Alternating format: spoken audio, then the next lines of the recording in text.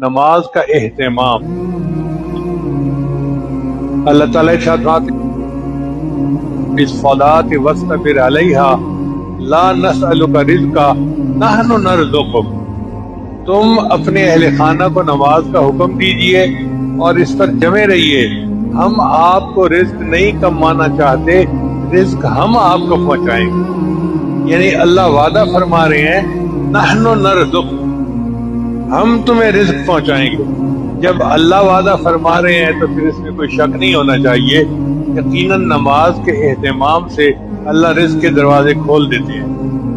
اگر آپ غور کریں تو من حیث القوم آج نماز میں ہم بہت سستی کرتے ہیں۔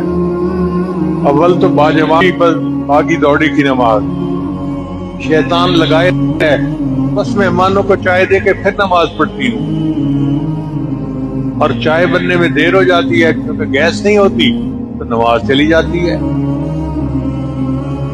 نماز کو اولیت دینی چاہیے، یہ اللہ کا حکم ہے، اور اس کی وجہ سے گھر میں برکتوں کے دروازے کھلتے ہیں۔ آج آپ دیکھیں کئی ایسے گھر ہیں جن میں فجر کی نماز پڑھنے والا کوئی بھی نہیں ہوتا، سب سوئے پڑے ہوتے ہیں۔